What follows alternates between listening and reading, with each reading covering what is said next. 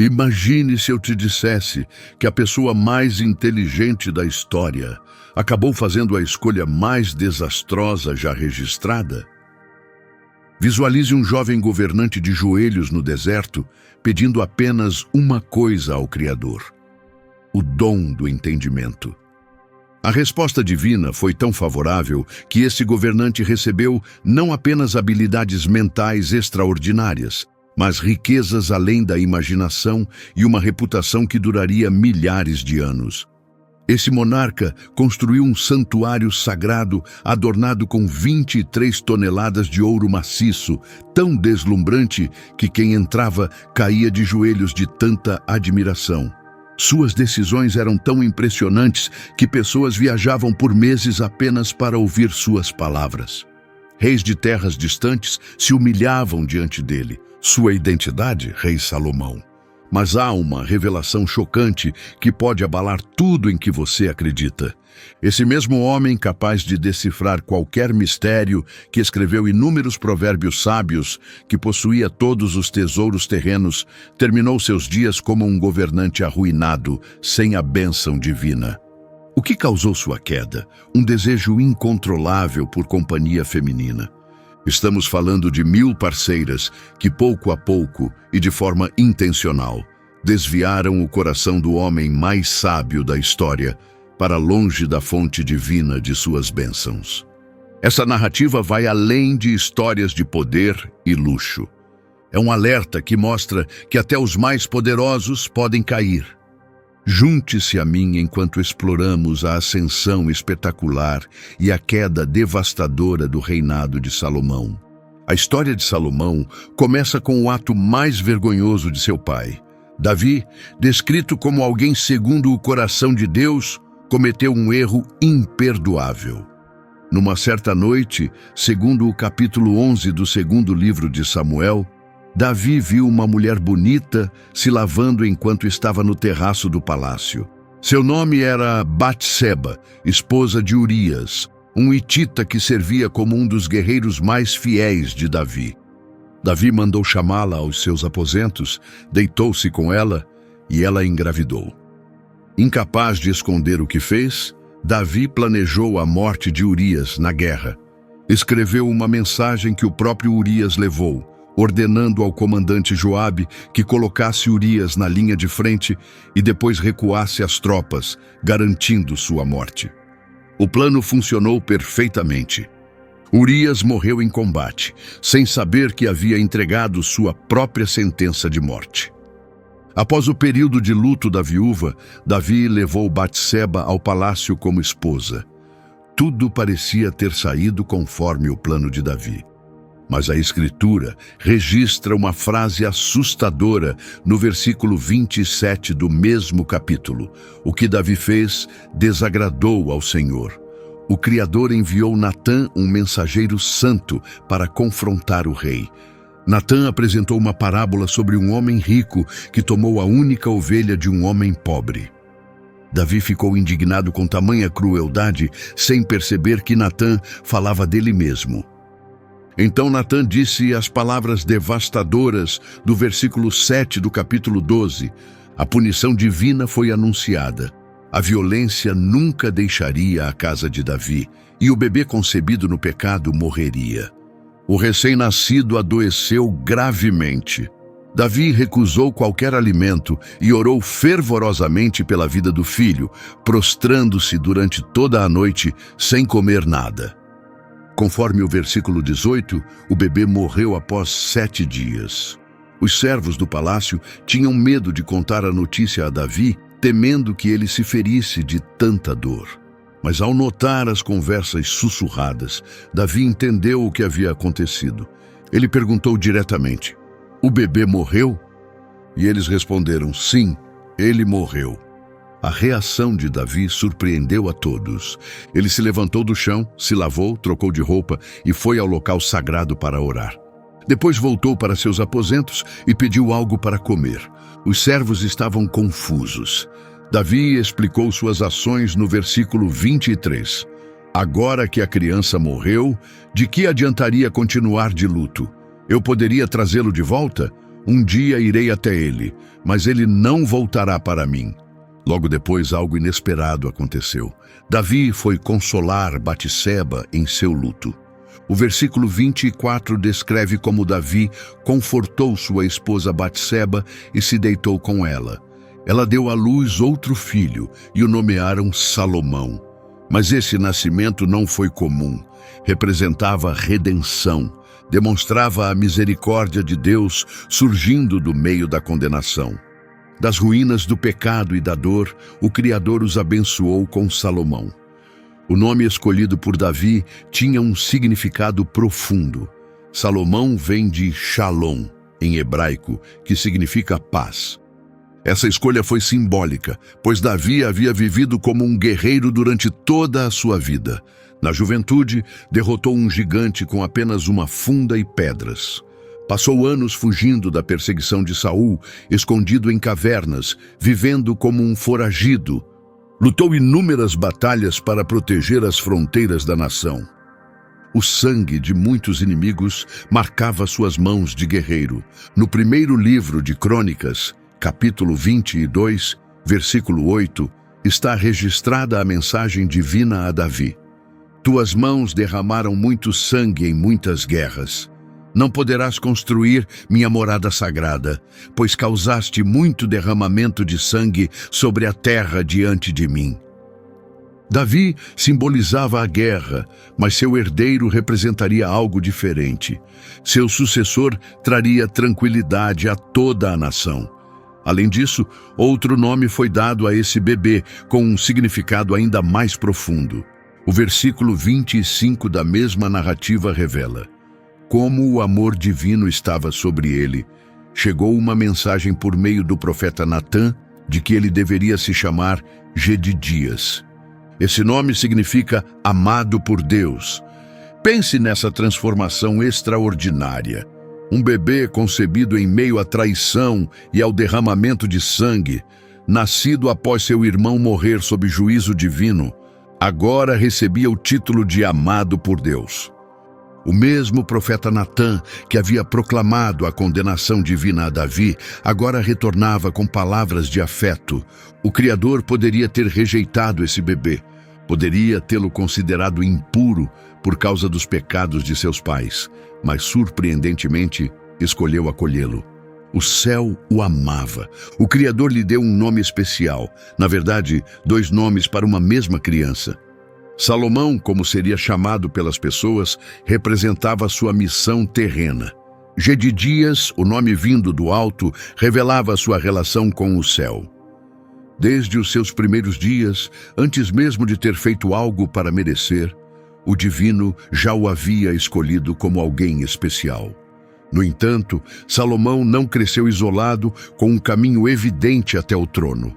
Davi tinha muitas esposas, e desses casamentos nasceram vários filhos homens. O palácio estava cheio de príncipes, todos imaginando ser o futuro rei. O primeiro foi Amnon, o primogênito de Davi com sua esposa Ainoã. Por ser o mais velho, Amnon tinha o direito legítimo à sucessão, mas Amnon manchou a honra da casa real.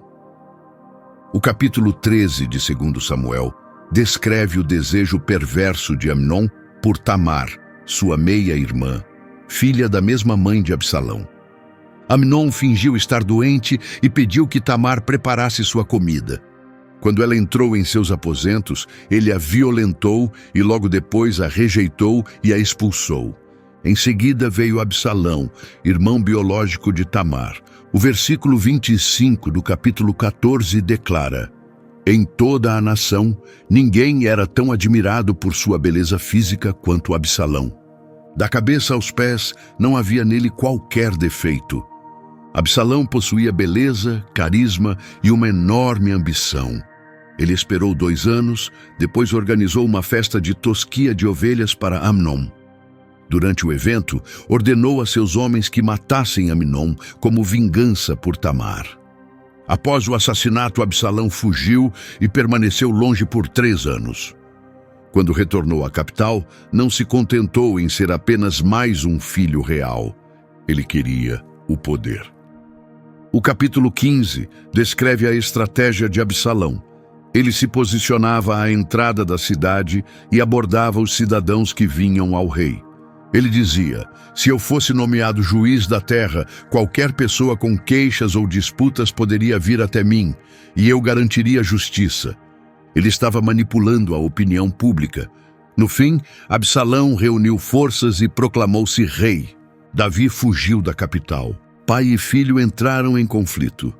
A batalha ocorreu na floresta de Efraim, onde 20.000 homens morreram. Absalão cavalgava em seu jumento quando passou sob uma grande árvore. Sua cabeça ficou presa entre os galhos espessos. O animal seguiu em frente, deixando Absalão pendurado no ar. Joabe o encontrou suspenso e perfurou seu peito com várias lanças. Ao saber da morte de Absalão, o versículo 33 do capítulo 18 registra a dor de Davi. O rei ficou profundamente abalado. Subiu até o quarto sobre o portão da cidade, chorando sem parar. Enquanto subia, dizia: Absalão, meu querido filho Absalão, quem me dera ter morrido em teu lugar. Após as mortes de Amnon e Absalão, restava Adonias. Salomão viu tudo acontecer. Ele testemunhou seus irmãos se autodestruindo por ganância e violência. O tempo passou e Davi envelheceu bastante. O primeiro versículo de 1 Reis diz que, ao atingir idade avançada, Davi não conseguia se aquecer mesmo com várias cobertas. Seus servos encontraram uma jovem chamada Abissag, da região de Sunem, para cuidar dele e aquecê-lo. Davi se aproximava da morte e todos na corte sabiam disso. Todos se perguntavam quem seria o próximo rei. Com Amnon e Absalão mortos, Adonias era agora o herdeiro mais velho. Esse filho de Agite não quis esperar a decisão do pai. O versículo 5 do primeiro capítulo diz: Então Adonias, filho de Agite, exaltou-se e declarou: Eu serei o rei. Ele preparou carros de guerra, cavaleiros e 50 homens para marcharem à sua frente. Isso foi uma declaração ousada. Ter 50 guardas marchando antes de você indicava status real, um anúncio público de que pretendia governar.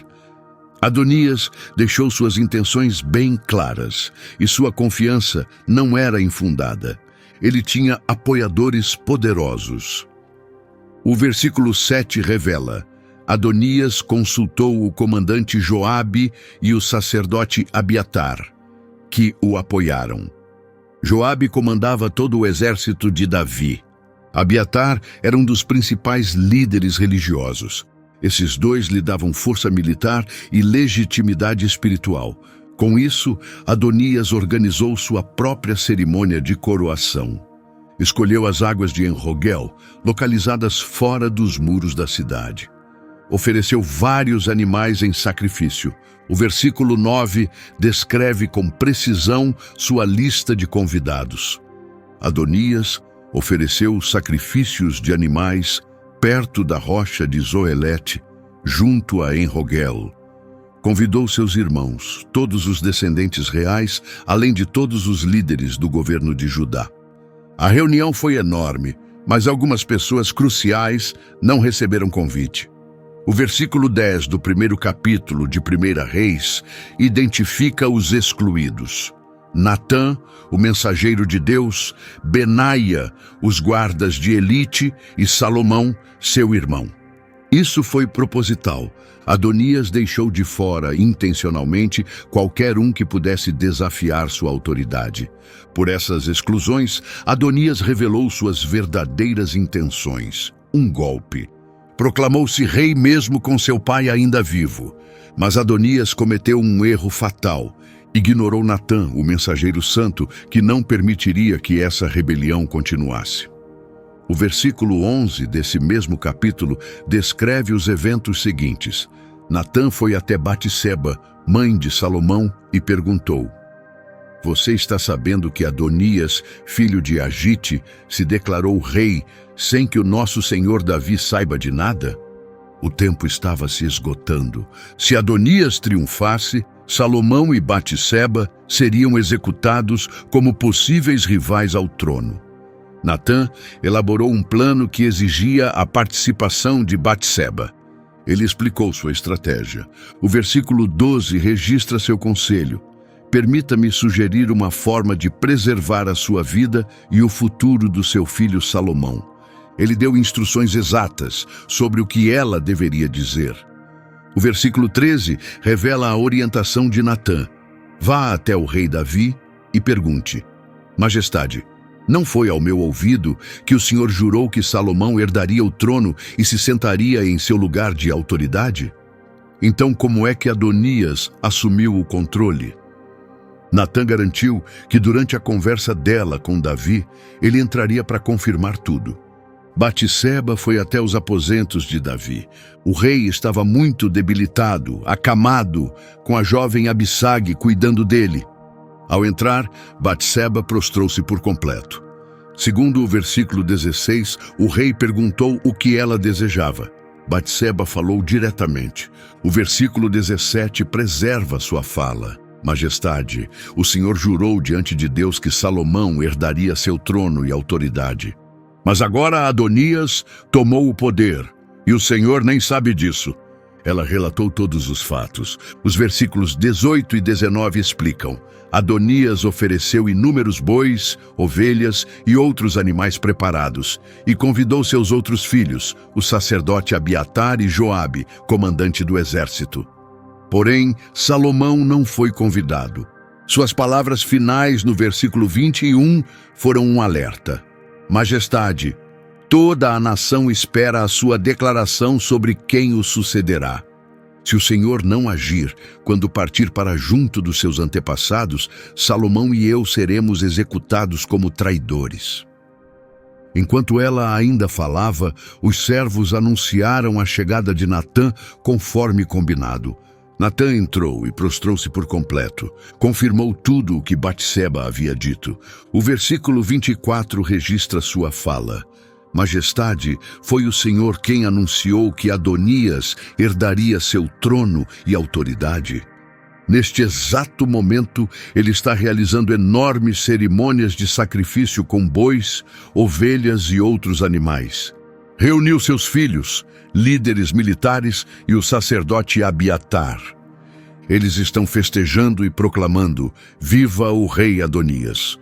Mas seu humilde servo, junto com Zadok, Benaia, descendente de Joiada e Salomão, não foram convidados. Davi reagiu com firmeza e decisão.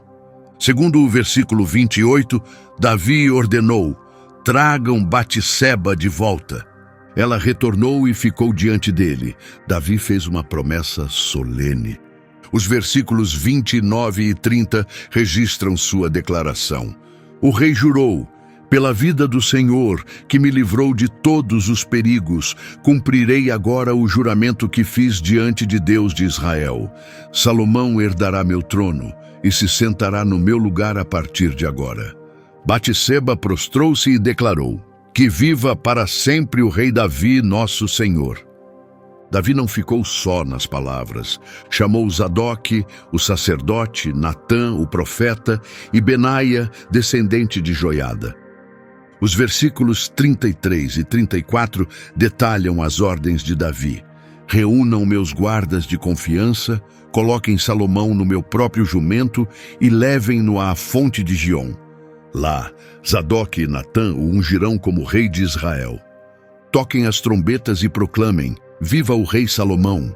Depois tragam-no de volta para cá, e ele se sentará no meu trono e começará a governar imediatamente. Eu o nomeio oficialmente como governante de Israel e de Judá.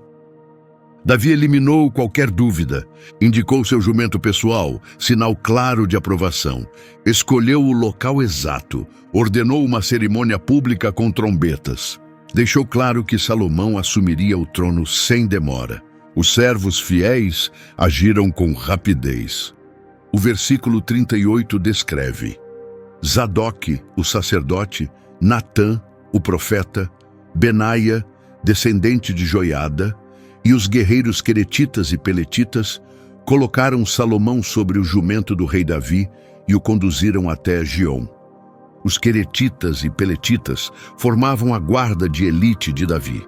Sua presença mostrava claramente que o rei apoiava Salomão com força armada. Ao chegarem a Giom, Zadok pegou o óleo sagrado do tabernáculo. Esse mesmo óleo era usado para ungir reis e sacerdotes. O versículo 39 do primeiro capítulo declara: Zadok, o sacerdote, retirou o recipiente de óleo do santuário e o derramou sobre a cabeça de Salomão. Em seguida tocaram as trombetas e todos gritaram: Viva o rei Salomão! Quando aquele óleo sagrado tocou a cabeça de Salomão, sua realeza se tornou oficial. As festividades que se seguiram foram maiores do que qualquer coisa que a capital já tinha presenciado. O versículo 40 daquele capítulo descreve a cena. Todos os cidadãos seguiram atrás, tocando instrumentos musicais e celebrando com tamanha intensidade que a terra tremeu com suas vozes. A terra vibrava, não por causa de um terremoto, mas por causa de inúmeras vozes em júbilo. Instrumentos musicais preenchiam o ar com melodias, não era uma reunião privada. Toda a cidade saiu às ruas para honrar o novo monarca. Enquanto isso, em Rogel, o banquete de Adonias chegava ao fim. Enquanto terminavam a refeição, sons estranhos começaram a ser ouvidos. O versículo 41 explica: Adonias e seus convidados perceberam o alvoroço enquanto finalizavam o banquete. Ao ouvir o som da trombeta, Joabe perguntou: Por que a cidade está fazendo tanto barulho? Antes que alguém respondesse, chegou Jonatas, filho de Abiatar, trazendo notícias. Jonatas não escondeu a verdade. O versículo 43 registra sua declaração. Na verdade, não. Nosso Senhor, o rei Davi, coroou Salomão como rei. Ele deu todos os detalhes. Os versículos 44 a 46 explicam. O monarca enviou Zadok, o sacerdote, Natã, o profeta, Benaia, da família de Joiada, e os guardas queretitas e peletitas, que colocaram Salomão sobre o animal real. Zadok e Natã realizaram a unção junto à fonte de Giom. Eles voltaram em meio a gritos de alegria que agora ecoam pelas ruas. São esses os sons que vocês estão ouvindo. Além disso, Salomão já se sentou no trono do reino.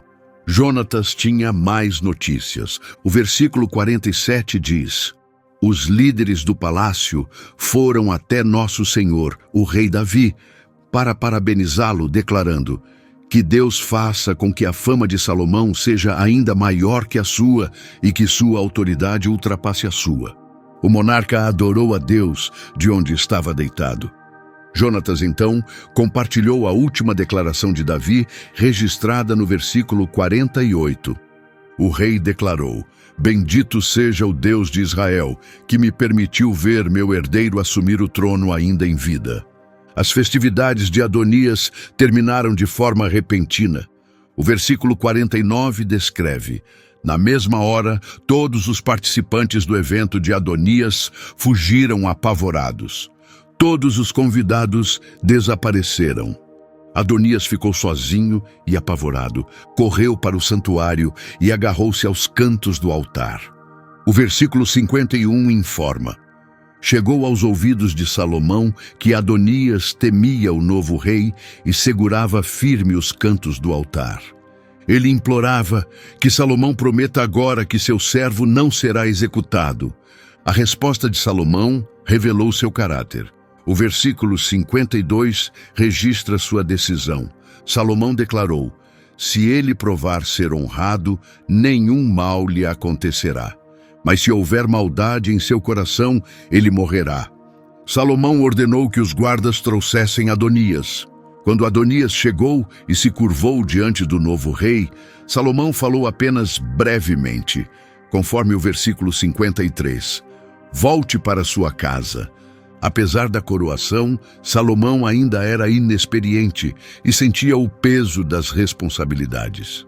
Logo após ser instalado no trono, Salomão viajou até Gibeão para adorar a Deus. O versículo 4 do terceiro capítulo explica: O rei foi a Gibeão para cerimônias religiosas. pois esse lugar tinha grande importância.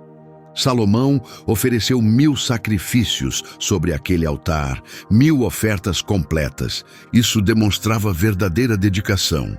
Revelava intensa busca espiritual. Salomão buscava a Deus com total sinceridade. Gibeão ficava a cerca de 10 quilômetros ao noroeste de Jerusalém e naquela época abrigava o tabernáculo sagrado e o altar de bronze. Como o templo ainda não havia sido construído, esse era o principal local de adoração. Naquela noite, algo extraordinário aconteceu. O versículo 5 desse capítulo afirma: o Criador apareceu a Salomão em sonhos durante a noite e declarou: peça o que quiser e eu lhe darei. Você consegue imaginar esse momento? O Criador do universo ofereceu a Salomão possibilidades infinitas, absolutamente tudo o que se pudesse imaginar. Não era um sonho qualquer. Deus estava sondando os desejos mais profundos de Salomão. O que um rei recém-coroado pediria ao receber escolhas ilimitadas? Poder, riquezas, longa vida, vitórias militares. O Criador observava atentamente para entender quais eram as verdadeiras prioridades de Salomão. Era um teste de caráter, um instante que revelaria a natureza de sua liderança. A resposta de Salomão moldaria não apenas seu destino pessoal, mas influenciaria toda uma civilização. Salomão não respondeu de forma precipitada. Pensou bem antes de falar, e suas palavras revelaram genuína humildade. O versículo 6 introduz sua resposta. Salomão começou louvando a misericórdia de Deus para com Davi. Reconheceu que não era digno de liderar. Tudo era fruto da generosidade divina, e Salomão admitiu isso com palavras de insegurança e insuficiência. O versículo 7 continua: Salomão descreveu a si mesmo como um jovem inexperiente. Embora não fosse literalmente um menino, ele se sentia imaturo em relação ao conhecimento de liderança. Admitiu suas limitações com sinceridade. Sabia que não estava preparado para essa missão. O versículo 8 continua, e o versículo 9 revela seu pedido: entendimento para distinguir entre o bem e o mal. Salomão pediu sabedoria, não pediu riquezas, nem influência, não pediu longos anos de vida, nem vitórias militares. Ele buscou capacidade para liderar com sabedoria, julgar com justiça e discernir entre o bem e o mal. Seu desejo era se tornar um excelente governante para o povo escolhido de Deus. Esse pedido demonstrava as motivações corretas de Salomão. Ele priorizou servir a comunidade em vez de buscar ganho pessoal, o que agradou profundamente ao Criador. O versículo 10 expressa isso de forma simples, e os versículos 11 e 12 registram a resposta divina. O Criador disse: já que você pediu isso, e não pediu vida longa nem riquezas pessoais, concederei a Salomão um entendimento incomparável. Ninguém antes dele seria como ele, e ninguém depois o igualaria. Salomão possuiria a mais alta inteligência da história. Mas o Criador ainda não havia terminado. O versículo 13 continua: como Salomão não pediu reconhecimento, o Criador lhe concedeu reconhecimento. Deus lhe deu tudo aquilo que ele não pediu, além do que foi solicitado. Isso demonstra a generosidade divina. Quando colocamos as prioridades no lugar certo, quando focamos corretamente, bênçãos adicionais chegam inesperadamente. Restava um último ponto. O versículo 14 apresenta uma exigência. Vida longa viria, mas sob uma condição. A garantia de longevidade dependia de fidelidade. Salomão precisava manter-se dedicado. Deveria seguir as instruções do Criador. Se obedecesse, teria vida longa. Era uma promessa, mas também um alerta. Tudo dependia de sua lealdade contínua a Deus. Salomão despertou entendendo que a visão vinha do alto. Retornou à capital, ofereceu mais sacrifícios e organizou um banquete para toda a sua administração. Mas sua sabedoria recém-adquirida logo enfrentaria sua primeira prova. O versículo 16 do 3º capítulo apresenta a situação. Não eram aristocratas nem figuras influentes. Eram mulheres que viviam da prostituição, pessoas normalmente ignoradas ou rejeitadas pela sociedade. Ainda assim, trouxeram uma disputa e buscaram a decisão do rei. Os versículos 17 e 18 registram o relato da primeira mulher. Tive meu filho enquanto morávamos juntas. 3 dias após meu parto, minha companheira também deu à luz. Não havia mais ninguém na casa, só nós duas. Ambas viviam no mesmo quarto, tendo dado à luz com apenas 3 dias de diferença. Não havia testemunhas, nenhum parente ou amigo presente, apenas 2 mães com seus recém-nascidos. Então, aconteceu uma tragédia. Os versículos 19 e 20 explicam. Durante a noite, o filho da minha companheira morreu, pois ela rolou sobre ele enquanto dormia. Ela se levantou no escuro, tirou o meu bebê de perto de mim enquanto eu dormia, colocou o filho morto ao meu lado e levou o meu para si. Ao amanhecer, quando fui amamentar, percebi que a criança estava morta. Mas ao olhar melhor, com a luz do dia, vi que aquele não era o meu filho. Um bebê havia morrido durante a noite, sufocado acidentalmente pela mãe adormecida. A mulher alegava que a mãe em luto trocou os bebês enquanto ela dormia. Ao despertar, encontrou um bebê sem vida. Mas ao observar com atenção, percebeu que aquele não era seu filho. A outra mulher contestou imediatamente. O versículo 22 traz sua resposta. Não é verdade, o filho vivo é meu, o seu morreu. A primeira mulher rebateu. Mentira, o seu morreu, o meu está vivo. O debate prosseguiu diante do rei. A discussão se repetia. Ambas insistiam que o filho vivo lhes pertencia. Cada uma dizia que o filho morto era da outra. Sem testemunhas, sem provas, sem exame genético, descobrir a verdade parecia impossível. A situação parecia sem solução. Quem poderia fazer justiça? Salomão refletiu do seu trono. Sua solução chocou a todos. O versículo 24 registra: o rei ordenou: tragam-me uma espada. Os guardas trouxeram imediatamente a lâmina.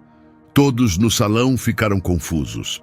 Para que serviria uma espada? O que o rei pretendia fazer? A tensão tomou conta do ambiente. A ordem seguinte de Salomão horrorizou a todos. O versículo 25 revela seu comando: cortem o bebê vivo ao meio e deem metade para cada mulher.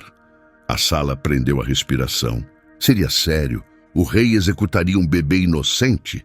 A proposta parecia bárbara, soava cruel, mas Salomão sabia exatamente o que estava fazendo. Ele havia criado um teste, uma situação em que a honestidade emergiria por meio das reações maternas. Reações imediatas se seguiram. O versículo 26 documenta o desfecho. A mãe verdadeira, dominada pelo instinto de proteção, suplicou desesperadamente: Majestade, eu lhe imploro, deixe que ela fique com a criança viva.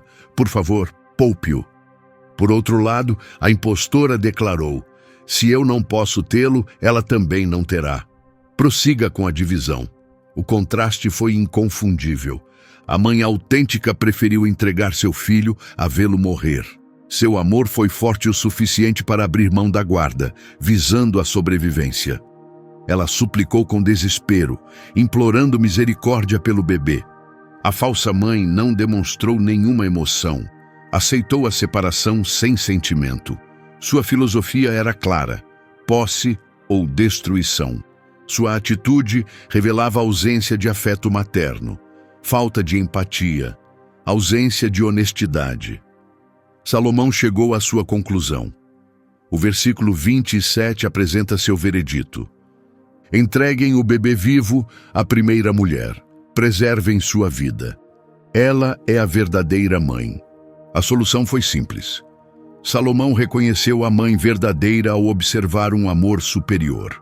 A mulher que abriu mão de seus direitos se mostrou genuína. A mulher que aceitou a morte revelou engano. O entendimento de Salomão ia além dos fatos, incluía a psicologia humana. Reconhecendo que o amor verdadeiro sempre protege, mantém a esperança, suporta dificuldades. As notícias se espalharam rapidamente. O versículo 28 afirma: após o povo ouvir a decisão do rei, o respeito aumentou enormemente, reconhecendo que sabedoria divina guiava seus julgamentos. Uma única situação, um único veredito. Ainda assim, todo o país reconheceu acontecimentos extraordinários dentro de suas fronteiras.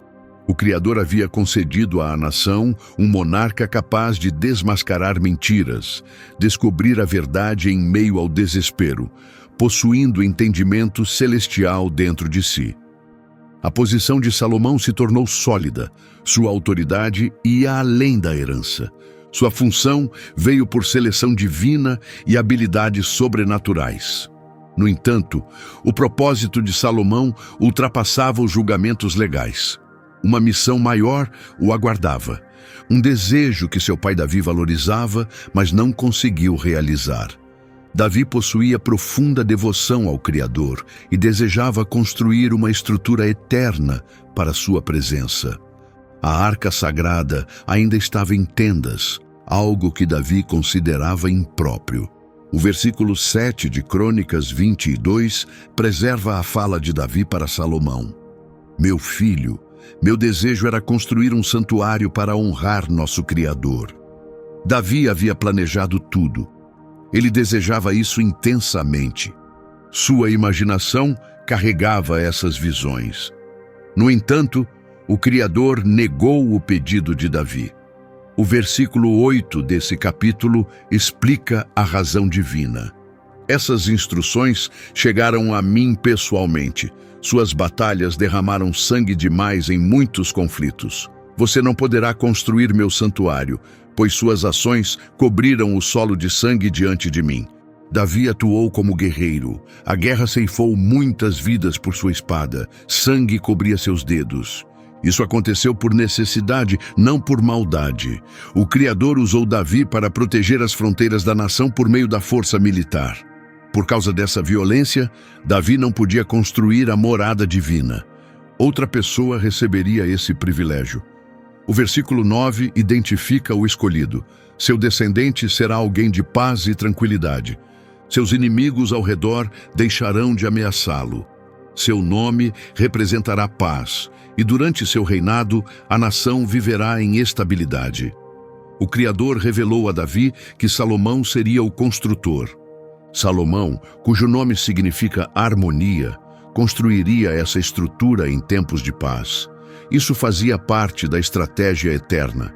Por isso, Davi acumulou tudo o que pôde para Salomão. Embora não pudesse construir pessoalmente, ele podia reunir os recursos. A coleta de Davi superou todas as anteriores. O versículo 14 dessa seção detalha a mensagem de Davi a Salomão. Com grande esforço, juntei para o santuário divino 100.000 medidas de ouro, 1 milhão de medidas de prata, bronze e ferro, em quantidade incalculável, além de madeira e pedra. E ainda há mais. Considere bem essas quantidades. 100.000 medidas de ouro equivalem a cerca de 3.000 toneladas do metal precioso. 1 milhão de medidas de prata representa quase 38.000 toneladas. Essa riqueza ia além da imaginação. O valor ultrapassava tesouros nacionais inteiros em outros lugares. Davi reservou tudo para um único objetivo: construir a morada divina. Davi forneceu a Salomão mais do que materiais brutos. Ele entregou plantas arquitetônicas completas. O versículo 11 do capítulo 28 declara: Davi apresentou a Salomão os projetos arquitetônicos da entrada do santuário. Cada estrutura, depósito, seção elevada, câmara privada e espaço sagrado. Davi recebeu essas especificações de forma divina. O versículo 19 dessa seção explica ainda mais. Davi declarou que tudo o que foi documentado resultava da orientação divina sobre ele. Isso possibilitou a total compreensão de cada detalhe da construção. Não eram conceitos humanos, eram arquiteturas celestiais. O Criador revelou a Davi os requisitos exatos da construção. Essas instruções foram agora transferidas a Salomão. Davi encarregou Salomão dessa obrigação sagrada. Os versículos 6 e 7 do capítulo 22 documentam esse momento. Ele convocou Salomão, ordenando-lhe que construísse o santuário para o protetor divino de Israel. Davi disse a Salomão: "Filho, meu desejo era criar uma estrutura em honra ao nosso Criador." Esse se tornou o pedido final de Davi, sua instrução conclusiva para seu herdeiro. Construa o santuário, respeite o divino, conclua minha visão inacabada. A aspiração foi passada entre gerações. Salomão estava pronto para cumprir a visão de seu pai. No 4º ano de seu reinado, ele iniciou o empreendimento de construção mais ambicioso da nação. O versículo 1 de Reis, capítulo 6, fornece o momento exato. 480 anos após o êxodo do Egito, no 4º ano do reinado de Salomão sobre a nação, no 2º mês, chamado Ziv, começou a construção do santuário. O local tinha importância. Crônicas, capítulo 3, versículo 1, afirma: o local onde o divino apareceu diante de Davi. Esse era o campo de debulha de Araúna. Davi havia adquirido essa propriedade. Esse mesmo local presenciou o altar de Davi, que interrompeu uma praga. Séculos antes, Abraão quase sacrificou Isaque nesse monte. Aquela terra era sagrada. O empreendimento exigiu extensa mão de obra. O versículo 13 de Reis, capítulo 5, documenta a força de trabalho. Salomão recrutou trabalhadores de todo o país, 30.000 pessoas. Não eram escravizados, eram cidadãos que prestavam serviço programado. O versículo 14 descreve o cronograma. Grupos de 10.000 viajavam mensalmente ao Líbano, trabalhavam 1 mês fora e descansavam 2 meses em casa. Um administrador coordenava essas tarefas. 1 mês de trabalho, 2 meses de retorno ao lar. Havia ainda mais trabalhadores. Crônicas 2, versículo 2, apresenta outros números. Salomão empregou 70.000 transportadores e 80.000 cortadores de pedra nas montanhas. O total de trabalhadores chegou a 180.000, sem contar supervisores e especialistas. Os recursos vinham de vários lugares. Salomão negociou com o rei Irão de Tiro para obter madeira. Os versículos 8 e 9 de Reis, capítulo 5, registram o acordo de Irão. Salomão, seu pedido me alcançou, e eu fornecerei todo o cedro e pinho solicitados. Meus trabalhadores transportarão os troncos do Líbano até o mar, formando balsas para levá-los por via marítima até o local designado. Ao chegar, desmontarei as balsas para que você as recolha. Os cedros do Líbano eram reconhecidos mundialmente por sua qualidade e tamanho superiores. Essas árvores seriam usadas na estrutura e nos painéis internos do santuário. A construção durou 7 anos. O versículo 38 de Reis, capítulo 6, confirma: no ano 11, 8º mês, chamado Bul, o santuário foi concluído, seguindo cada especificação com precisão. 7 anos se passaram na construção. 7 anos de corte de pedras, transporte de madeira, escultura de materiais e montagem de cada componente conforme as especificações divinas recebidas por Davi. Cada elemento tinha significado. Todas as medidas eram exatas. Isso ia além da arquitetura comum. Era a morada terrena do Criador. O santuário era magnífico, mas o revestimento em ouro trazia o verdadeiro esplendor. Quantidades extraordinárias de ouro. O versículo 20 de Reis, capítulo 6, detalha a câmara mais sagrada. O cômodo mais interno media 20 unidades de comprimento, largura e altura. Ouro puro cobria todas as superfícies, incluindo o altar de madeira. A câmara sagrada foi completamente revestida em ouro. O revestimento se estendia por toda parte. O versículo 22 continua: o ouro cobria todo o interior. O altar dentro da área sagrada também recebeu cobertura de ouro. Qual era a quantidade de ouro envolvida? O versículo 8 de Crônicas, capítulo 3, fornece o valor. A câmara mais sagrada recebeu 600 medidas de ouro superior. 600 medidas equivalem a aproximadamente 23 toneladas de ouro maciço. Isso cobria apenas um cômodo, mas o ouro adornava tudo. O versículo 30 de Reis, capítulo 6, revela: o revestimento dourado se estendia até o piso, por todos os cômodos internos e externos do santuário. As superfícies de passagem eram de ouro. Caminhar por esse santuário significava pisar sobre ouro. Os elementos artísticos mostraram-se complexos. O versículo 29 de Reis, capítulo 6, descreve: por todas as paredes do santuário, tanto nos espaços internos quanto externos, artesãos esculpiram figuras aladas, desenhos de palmeiras e plantas em flor. Iam além de simples entalhes. Os artistas criaram obras-primas com revestimento dourado, cobrindo cada elemento esculpido. As figuras aladas representavam mensageiros divinos. As palmeiras simbolizavam vitalidade e triunfo. As plantas em flor demonstravam esplendor e criatividade divina. Todas as superfícies contavam histórias sobre a magnificência celestial. No entanto, os elementos mais impressionantes incluíam 2 imensos guardiões alados dentro da câmara sagrada. Os versículos 23 a 28 de Reis, capítulo 6, detalham sua construção. Dentro da área mais sagrada, artesãos criaram 2 figuras aladas em madeira de oliveira, ambas com 10 unidades de altura. A primeira figura tinha uma asa medindo 5 unidades e a outra também 5 unidades, totalizando 10 unidades entre as pontas das asas. A figura companheira tinha medidas idênticas, pois ambas possuíam o mesmo tamanho e forma. Ambas tinham 10 unidades de altura. Elas ocupavam a câmara mais profunda do santuário, com as asas completamente estendidas.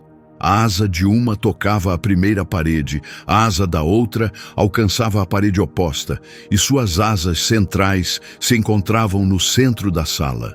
Material dourado cobria completamente as 2 figuras. Esses mensageiros divinos tinham 4,5 metros de altura, com asas de mesma extensão, inteiramente cobertos de ouro, com asas se estendendo entre as paredes, acima da arca sagrada. Serviam como sentinelas, protetores da presença divina.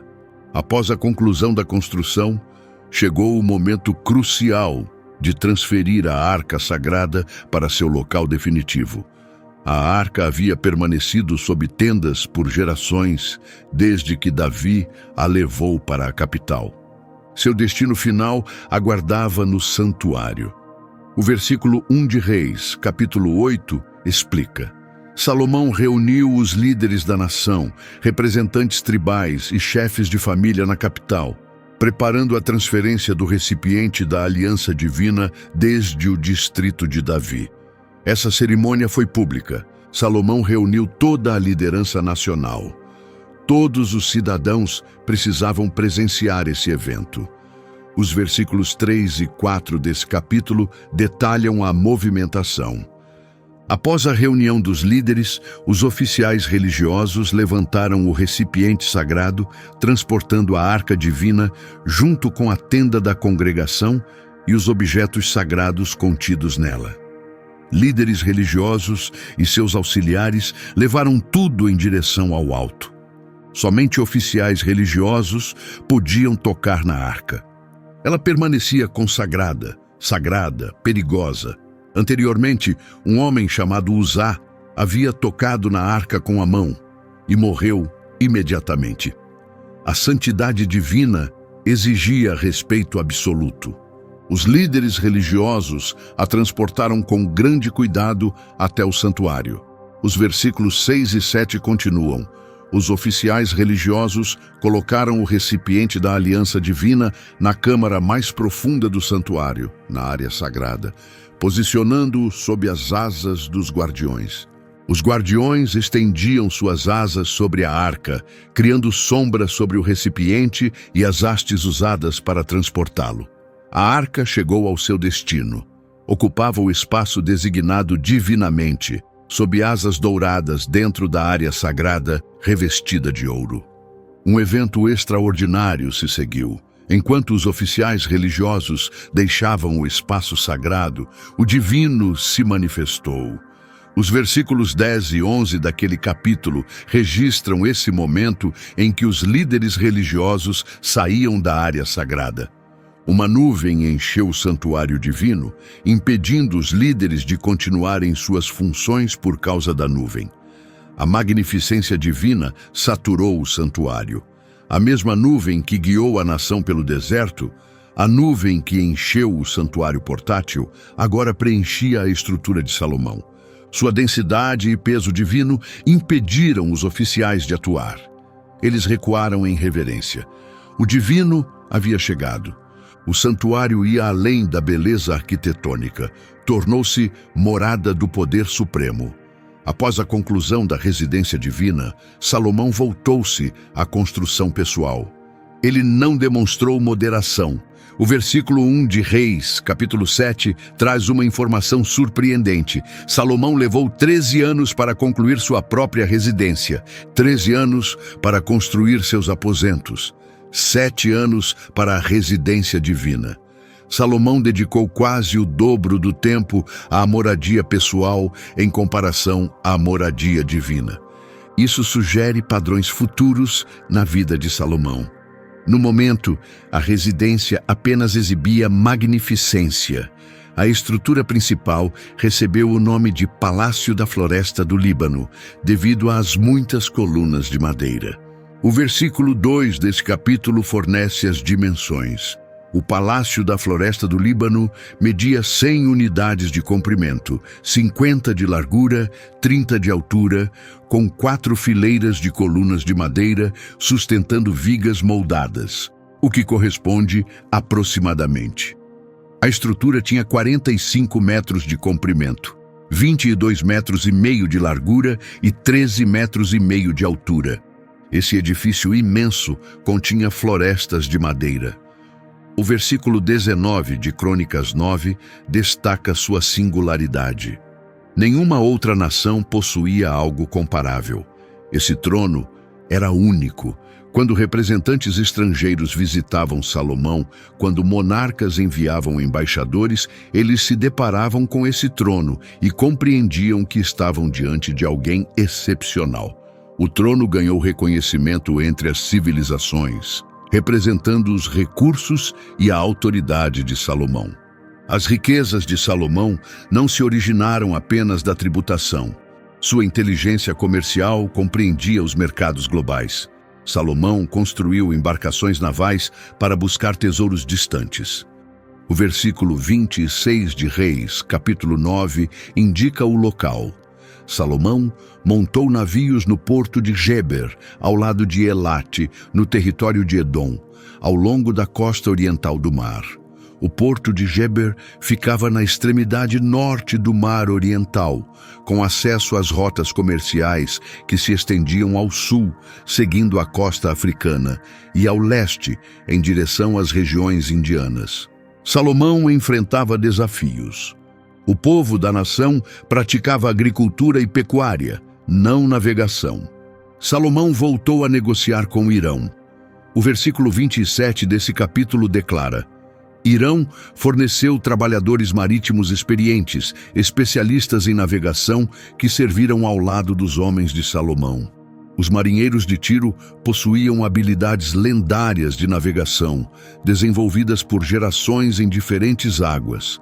Eles compreendiam padrões climáticos, movimentos das águas e rotas comerciais. conduziam embarcações durante tempestades e navegavam usando orientação celestial. Salomão fornecia os navios e as mercadorias. Irão oferecia o conhecimento marítimo. Quais destinos os navios alcançavam? O versículo 28 desse capítulo identifica um deles. A frota chegou a Ofir, retornando com 420 medidas de ouro, entregando tudo a Salomão. Ofir possuía fama dourada. Pesquisadores modernos debatem sua localização exata, sugerindo regiões africanas, arábicas ou indianas. Independentemente do local, havia abundância de riquezas. 420 medidas representam 16 toneladas de ouro por expedição. O ouro não era o único carregamento. O versículo 22 de Reis, capítulo 10, lista o inventário completo. O rei mantinha navios mercantes operando ao lado da frota de Irão. Essas embarcações retornavam a cada 3 anos, trazendo ouro, prata, presas de elefante, primatas e animais exóticos. A cada 3 anos, navios retornavam carregados com cargas valiosas. Metais preciosos e materiais nobres enchiam os cofres reais, presas de elefante para entalhes em tronos e peças ornamentais. Primatas e criaturas tropicais serviam como espécimes raros que surpreendiam os visitantes do Palácio de Salomão. Essas viagens marítimas geravam enormes riquezas para Salomão e introduziam produtos na capital que os cidadãos jamais tinham visto.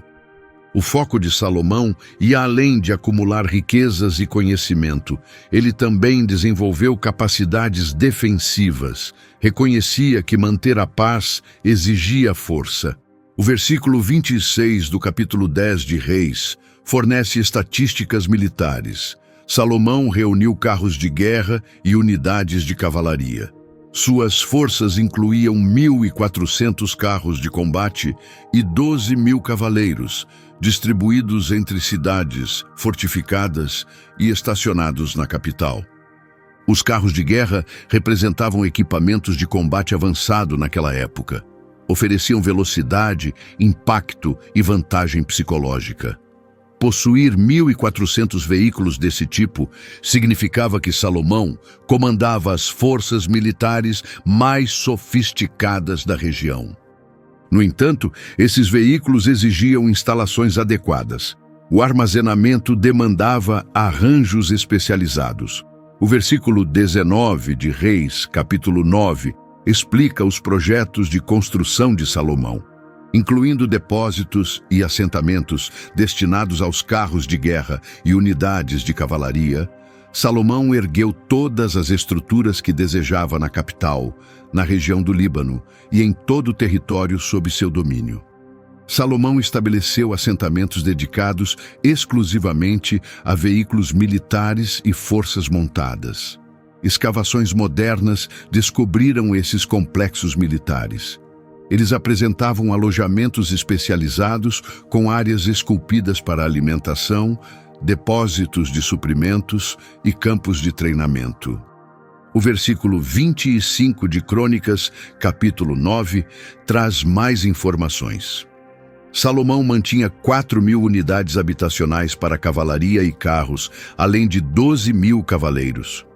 4.000 unidades indicam que os complexos militares de Salomão atingiram proporções imensas. Iam além de simples guarnições, eram estruturas defensivas significativas. O versículo 15 de Reis, capítulo 9, identifica várias localidades. Isso descreve a força de trabalho que Salomão mobilizou para construir o santuário divino. Incluía também sua residência, plataformas elevadas, os muros defensivos da capital e as fortalezas de Hazor, Megido e Gezer.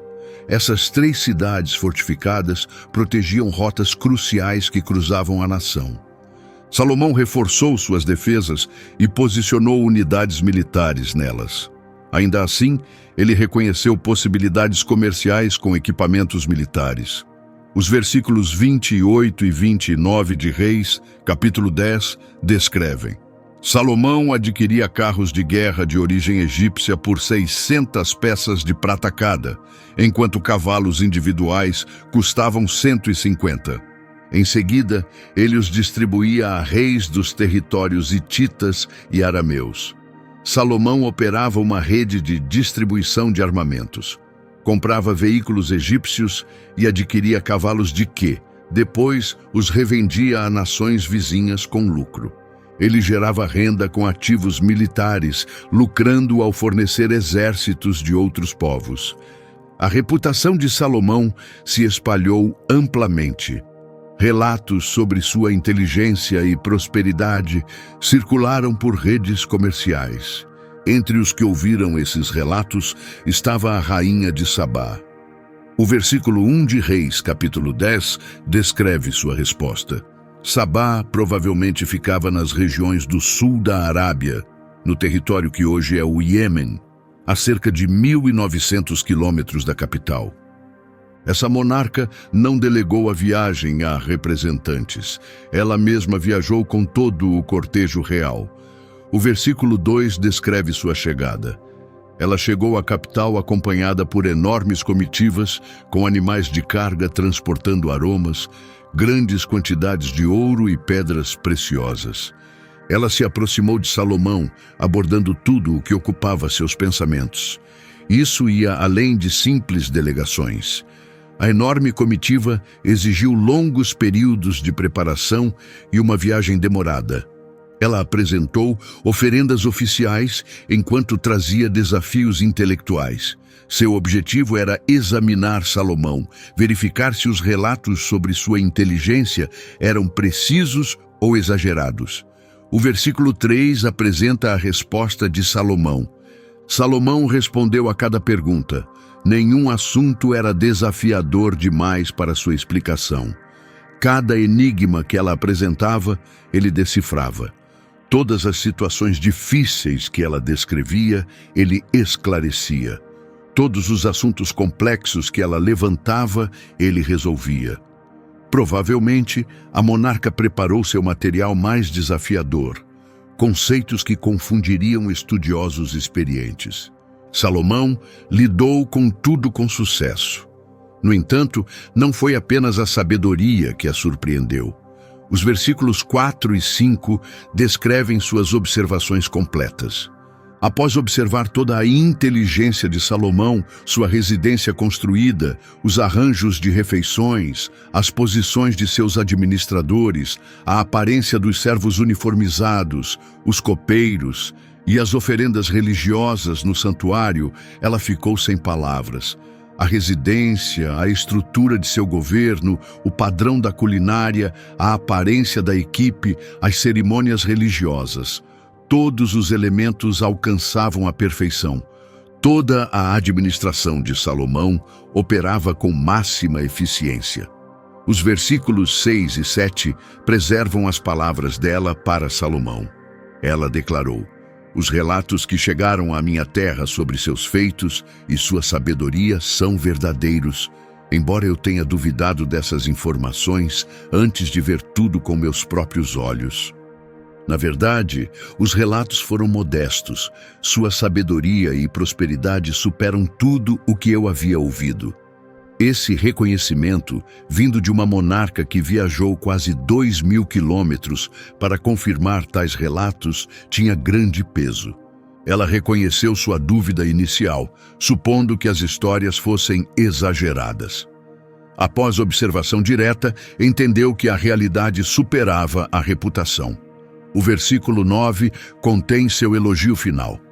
Honra pertence ao seu protetor divino, que escolheu e elevou você para governar esta nação. Por amor eterno por este povo, o divino o designou para preservar a justiça e a moralidade. Essa monarca estrangeira reconheceu que os feitos de Salomão tinham origem na bênção divina. A multiplicação matrimonial de Salomão não começou por paixão ou compulsão, teve origem diplomática. Governantes antigos formavam alianças e evitavam conflitos por meio de casamentos entre nações. Quando os povos buscavam harmonia, casamentos selavam os acordos. Quanto mais uniões internacionais, mais parcerias estabelecidas. Salomão estava consolidando o controle territorial. Seu primeiro casamento estratégico teve grande importância. O versículo 1 de Reis, capítulo 3, afirma que Salomão formou aliança com o governante do Egito, casando-se com sua filha. Ele a acomodou no distrito de Davi enquanto concluía sua residência, o santuário divino e as fortificações da capital. Esse acordo foi notável. Raramente os governantes egípcios permitiam que suas filhas se casassem com monarcas estrangeiros. A cultura egípcia se via superior a outras civilizações. O fato de o faraó oferecer sua filha demonstrava a influência e o prestígio de Salomão. Salomão lhe deu tratamento especial. O versículo 8 de Reis, capítulo 7, explica: a residência onde ele moraria tinha arquitetura semelhante. Salomão construiu uma morada equivalente para a filha do faraó após o casamento. Ele criou uma residência independente para ela. Isso ia além das acomodações comuns. Sua morada pessoal demonstrava posição elevada. Ela era filha do governante mais influente da época. Salomão respeitou essa importância. O versículo 24 de Reis, capítulo 9, traz mais detalhes. Após a mudança da filha do faraó do distrito de Davi para a residência construída por Salomão, ele desenvolveu jardins elevados. Salomão modificou o terreno da capital para atender às preferências dela. Criou estruturas elevadas, provavelmente áreas de lazer e caminhos que proporcionavam conforto familiar. A princípio, esse casamento parecia estrategicamente excelente. Salomão havia estabelecido harmonia com o Egito, a potência dominante daquele tempo. No entanto, isso foi apenas o início de um processo. Um casamento tornou-se múltiplos. Vários tornaram-se dezenas. As dezenas multiplicaram-se em muitas dezenas. Cada novo casamento representava Salomão tomando decisões que acabariam por comprometer suas realizações. Enquanto a influência de Salomão crescia, sua coleção matrimonial aumentava proporcionalmente. Cada nova parceria exigia cerimônias adicionais. Todos os acordos envolviam o recebimento de mais uma filha real.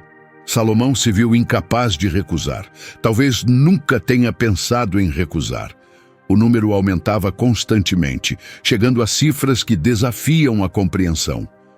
O versículo 3 do capítulo 11 de 1 Reis revela a quantidade impressionante.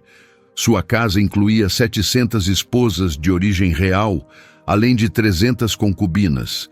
Esses relacionamentos corromperam seu discernimento.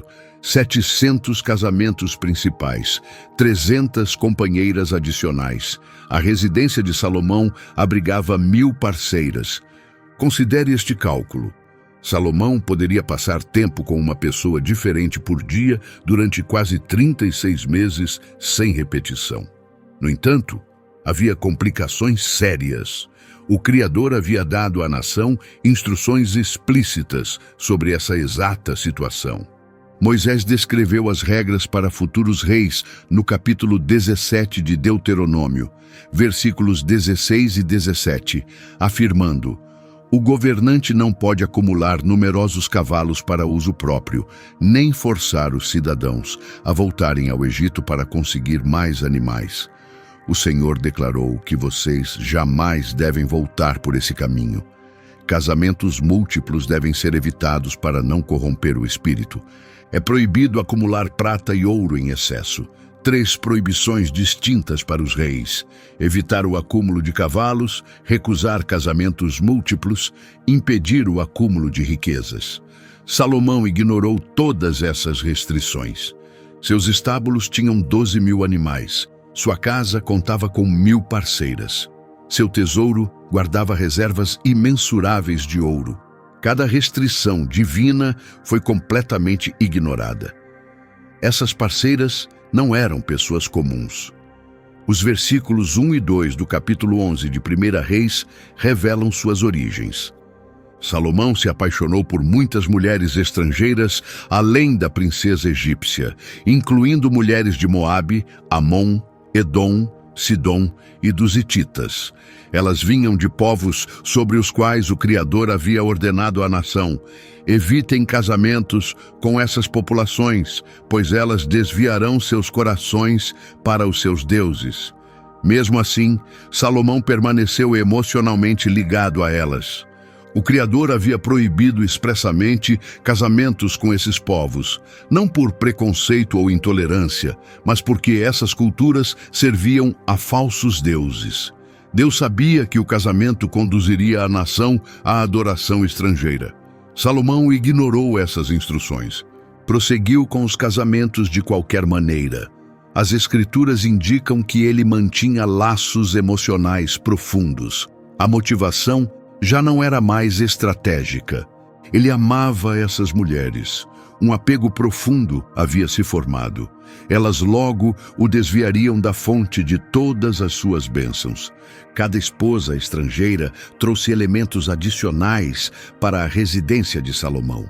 Ela carregava suas práticas espirituais, tradições e deuses. Salomão permitiu tudo. Inicialmente isso parecia razoável: permitir práticas de adoração individuais, evitar forçar mudanças de crença, praticar a aceitação, demonstrar compreensão.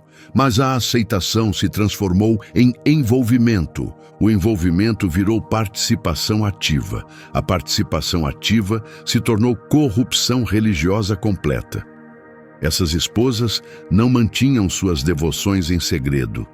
Elas construíram locais visíveis de culto e altares para sacrifícios aos seus deuses dentro da capital, onde ficava o santuário do Senhor. O versículo 4 do capítulo 11 descreve o que aconteceu na velhice de Salomão. Suas parceiras desviaram seu foco espiritual para deuses estrangeiros.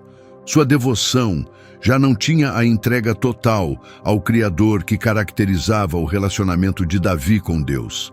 A alma de Salomão, que antes buscava apenas sabedoria, agora estava dividida.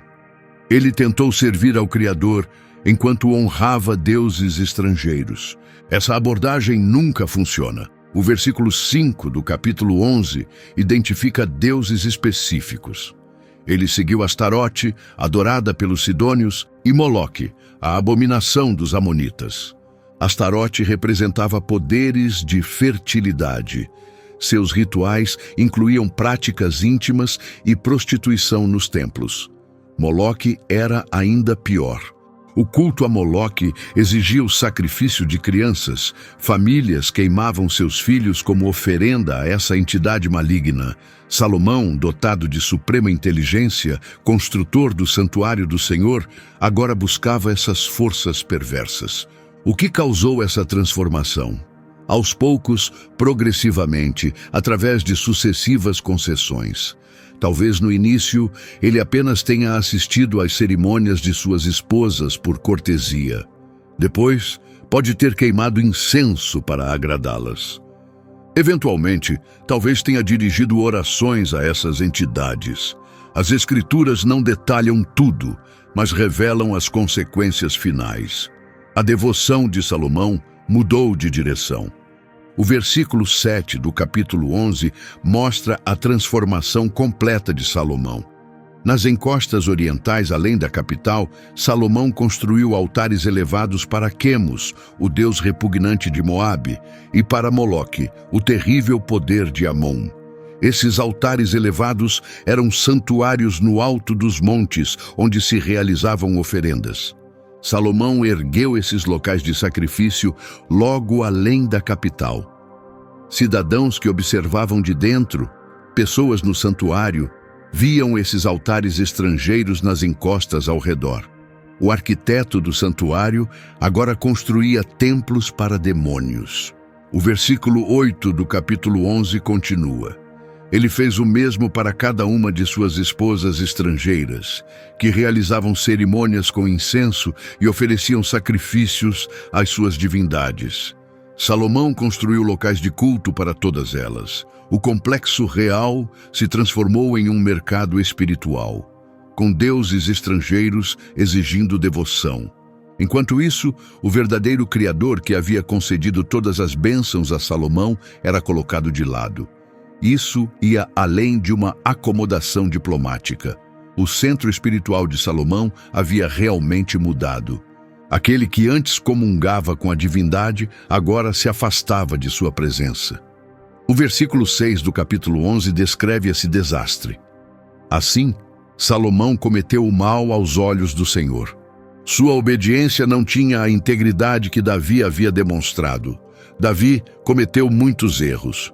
Davi cometeu adultério e provocou uma morte. Mesmo assim, seu espírito sempre retornava a Deus. Após a repreensão de Natã, Davi demonstrou arrependimento imediato. Davi compôs o Salmo 51, clamando: "Cria em mim um coração puro, ó Deus. Renova em mim um espírito firme." O espírito de Davi mantinha-se voltado para Deus, apesar dos fracassos. Salomão era muito diferente. Seu espírito havia se afastado. Não houve arrependimento, nenhum clamor ao Senhor. Ele simplesmente manteve fidelidade às divindades estrangeiras ao lado do verdadeiro Deus.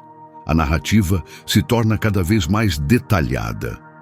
O versículo 5 do capítulo 11 já havia mencionado Astarote e Moloque. Agora, o versículo 7 apresenta Quemos. Nas encostas orientais, além da capital, Salomão construiu altares para Quemos, o deus repulsivo de Moabe. Quemos era a principal divindade de Moabe, semelhante a Moloque. Às vezes, exigia o sacrifício de crianças. O profeta Jeremias, mais tarde, descreveria esse local de sacrifício como repugnante. Salomão, já em idade avançada e dotado de sabedoria suprema, construiu santuários para essas entidades. As Escrituras destacam o local, em costas orientais além da capital. Esse lugar era significativo, pois o santuário ficava dentro da cidade. Quando os líderes religiosos e os fiéis se aproximavam para oferecer tributos ao Deus verdadeiro, eles viam, ao leste, os locais de culto estrangeiro que Salomão havia construído. Era uma traição visível, uma declaração pública de que Salomão havia abandonado a devoção exclusiva ao Senhor. A situação se torna ainda mais dolorosa considerando o conhecimento de Salomão. Sua sabedoria superava a de todos os que o antecederam. Ele compreendia as exigências divinas. Ele havia escrito grande parte de Provérbios, alertando sobre o mau uso da intimidade e decisões imprudentes. Havia escrito Eclesiastes, refletindo sobre a futilidade de buscar prazeres. Mas saber é diferente de obedecer. Inteligência não é lealdade. Salomão reconhecia a verdade, mas não a praticava. Suas esposas haviam capturado seu espírito além do alcance de sua sabedoria. O versículo 4 do capítulo 11 diz: "Seu coração já não era inteiramente dedicado ao Senhor, como o de Davi. Compromisso parcial é igual a nenhum compromisso. O Senhor deseja devoção total. Ele quer tudo, mas Salomão dividiu seu coração entre 1000 mulheres e seus deuses. O Senhor havia demonstrado paciência com Salomão. Deu-lhe tudo: sabedoria, riquezas, honra, paz. Deus se revelou a ele 2 vezes. A primeira em Gibeão, em um sonho. A segunda, após a conclusão do santuário. O Senhor havia feito alianças com Salomão e lhe concedido bênçãos incontáveis, mas a paciência divina estava se esgotando. O versículo 9 do capítulo 11 explica: o Senhor se indignou com Salomão, porque seu coração havia se desviado do Deus de Israel, que lhe aparecerá 2 vezes. A ira divina era justificada. Não se tratava de erros pequenos, não era fraqueza momentânea, era rebelião consciente e contínua. E a gravidade aumentava porque Deus havia se revelado pessoalmente a Salomão 2 vezes. Ele tinha presenciado a glória de Deus preenchendo o santuário. Ele havia experimentado a presença divina de formas que poucos vivenciaram. Mesmo assim, abandonou tudo. O versículo 10 do capítulo 11 continua: Apesar de Deus ter lhe ordenado que não seguisse outros deuses, Salomão não obedeceu. O Senhor havia falado de forma clara, não havia dúvidas, não restava incerteza. Deus ordenou: não adore divindades estrangeiras. Mas Salomão seguiu por esse caminho. E então o Senhor respondeu. Ele não destruiu Salomão imediatamente, não arrasou a capital. Em vez disso, levantou adversários para dificultar a vida de Salomão. O versículo 14 do capítulo 11 declara: o Criador então levantou um adversário contra Salomão, chamado Hadade, de Edom, descendente da linhagem real edomita. Hadade era um nobre edomita que havia fugido durante a conquista de Edom por Davi. Ele morou no território egípcio, mas retornou, criando problemas para Salomão. O versículo 23 do capítulo 11 identifica outro adversário. O Criador levantou outro opositor contra Salomão, especificamente Rezon, filho de Eliadá, que havia fugido de seu senhor, Hadadezer, rei de Zobá. Rezon reuniu seguidores e comandou um grupo rebelde. O versículo 25 do capítulo 11 descreve as consequências. Rezon permaneceu inimigo da nação durante toda a vida de Salomão, aumentando os problemas iniciados por Hadade. Assim, Rezon governou Arã enquanto mantinha hostilidade contra Israel. Salomão, que havia desfrutado de tranquilidade durante seu governo, passou a enfrentar resistência de várias direções. A estabilidade se rompeu, o controle do governo enfraqueceu, tudo como resultado do abandono da fidelidade ao Senhor. No entanto, a maior ameaça estava dentro do reino, não fora dele. O versículo 26 do capítulo 11 o apresenta. Além disso, Jeroboão, filho de Nebate, se rebelou contra o rei. Ele era um dos administradores de Salomão, um efraimita de Zereda, cuja mãe viúva se chamava Zerua. Jeroboão não era uma ameaça externa. Ele fazia parte do governo de Salomão, um gestor competente que havia chamado a atenção do rei. O versículo 28 do capítulo 11 explica: Jeroboão tinha grande capacidade e quando Salomão viu sua competência, o colocou como supervisor de todo o trabalho da tribo de José. Salomão elevou Jeroboão, confiou-lhe grandes responsabilidades, mas ele se tornaria o instrumento da queda da linhagem de Salomão. Em certa ocasião, Jeroboão saiu da capital quando algo inesperado aconteceu. O versículo 29 do capítulo 11 dá o contexto. Naquele tempo, enquanto Jeroboão viajava para fora da cidade, Aías de Siló, um mensageiro divino, o encontrou no caminho, vestindo um manto novo. Estavam sozinhos em uma região rural. Aías era um representante de Deus, portador de mensagens celestiais, e tinha algo a dizer a Jeroboão. Essa comunicação ia além de palavras, era um ato simbólico. O versículo 30 do capítulo 11 descreve: Aías pegou o seu manto novo e o rasgou em 12 pedaços. Em seguida, transmitiu sua mensagem. O versículo 31 do capítulo 11 preserva sua declaração. Ele disse a Jeroboão: fica com 10 pedaços, pois assim diz o Senhor, Deus de Israel. Eis que arrancarei o reino das mãos de Salomão e te darei 10 tribos. Os 12 pedaços representavam as 12 tribos da nação. 10 pedaços para Jeroboão indicavam que ele lideraria 10 tribos. Era uma sentença divina contra Salomão. O reino seria destruído, dividido, completamente separado. Isso aconteceria porque Salomão havia separado seu coração da comunhão com Deus. Mas o Criador não abandonaria totalmente a linhagem de Salomão. O versículo 32 do capítulo 11 esclarece: no entanto, em honra ao meu servo Davi e à cidade que escolhi entre todas as tribos, deixarei uma tribo com seu filho. Uma tribo permaneceria com o descendente de Salomão. Não por mérito de Salomão, mas por causa de Davi. Deus havia prometido a Davi que sua linhagem manteria o trono para sempre. O Senhor cumpre suas promessas, mesmo diante do fracasso humano. O versículo 33 do capítulo 11 dá a razão da sentença. Isso acontece porque me abandonaram. Adoraram Astarote, deusa dos Sidônios, Quemos, deus de Moabe, e Moloque, deus dos Amonitas, e não seguiram meus caminhos, nem obedeceram aos meus decretos e estatutos, como Davi, pai de Salomão. Mas o Criador não executaria isso de imediato. O versículo 34 do capítulo 11 afirma: Contudo, não tirarei todo o reino das mãos de Salomão. Ele continuará a governar enquanto viver, por amor a Davi, meu servo, a quem escolhi, e que obedeceu aos meus mandamentos e estatutos. Salomão continuaria reinando até a morte, mas depois disso, o reino se partiria.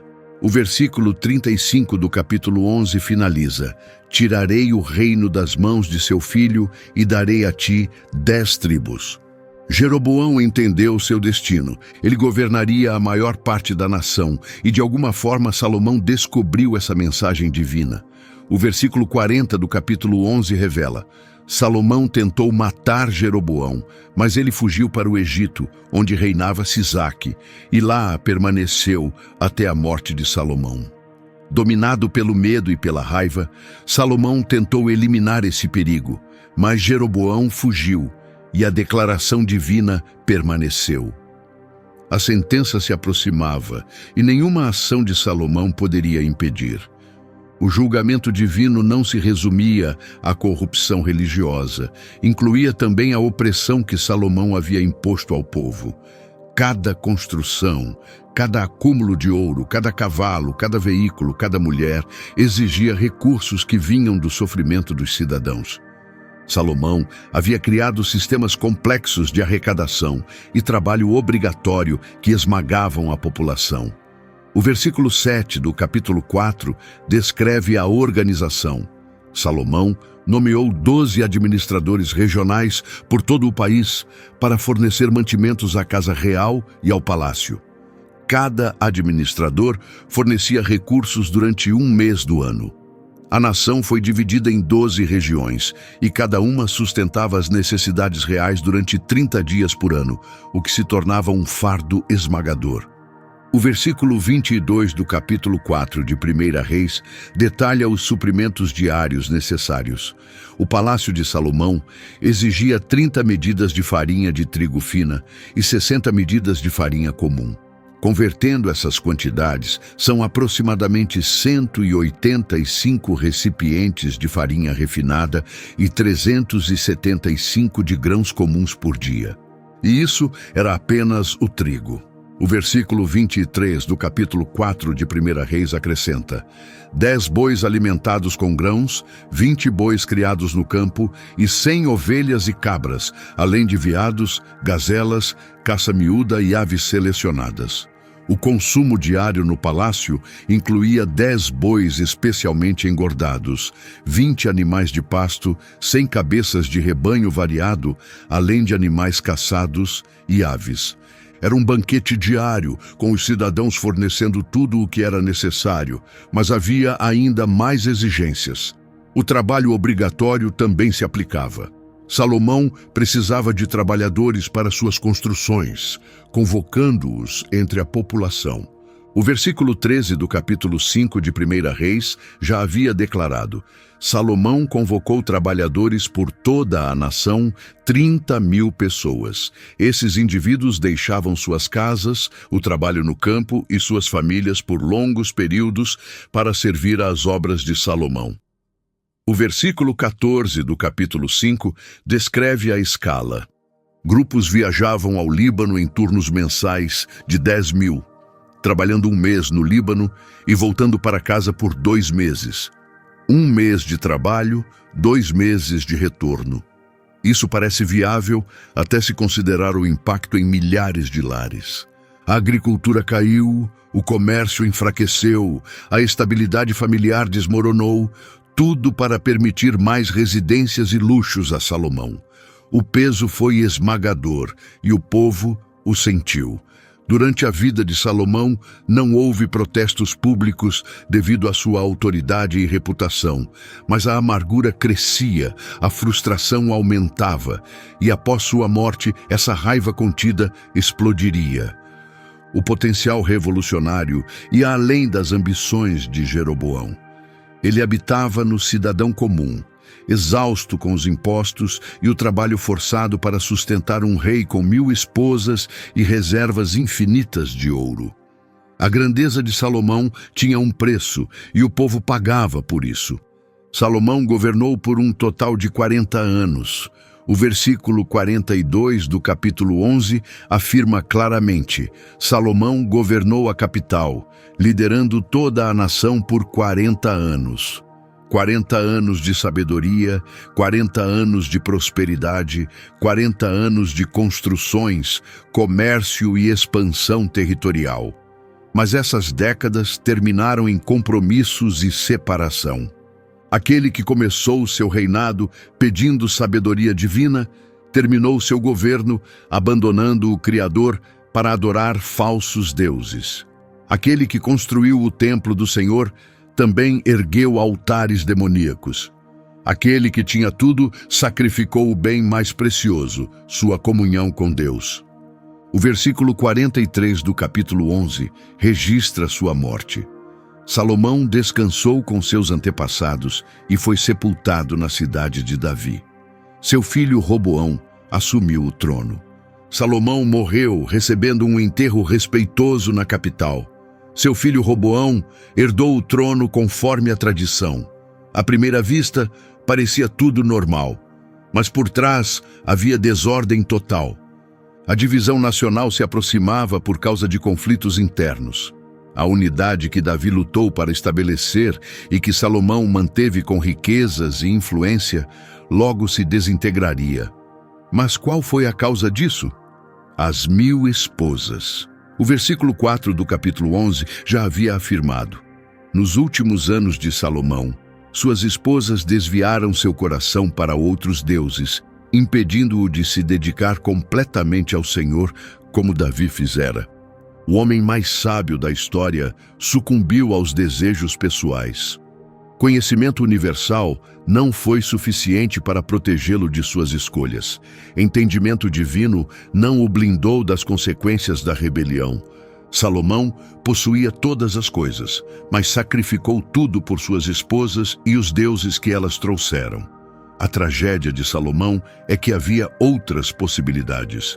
O Criador havia lhe dado todas as oportunidades. As bênçãos divinas iam além da compreensão. Os avisos de Deus haviam sido dados. As manifestações divinas aconteceram 2 vezes. Mesmo assim, Salomão escolheu seu caminho, e essas escolhas destruíram tudo. A nação unida que Davi havia lutado para formar e que Salomão governou em paz, não sobreviveria a outro rei. Roboão governaria apenas parte do território de seu pai. As outras 10 tribos seguiriam Jeroboão, como declarado pela profecia, tudo por causa de um rei que, mesmo sendo o mais sábio da história, não conseguiu dominar suas emoções.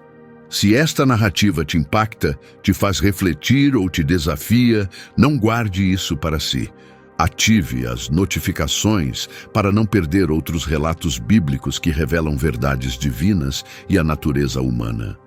Compartilhe este conteúdo com quem precisa ouvir a advertência da história de Salomão e registre nos comentários qual aspecto da vida de Salomão mais te marcou.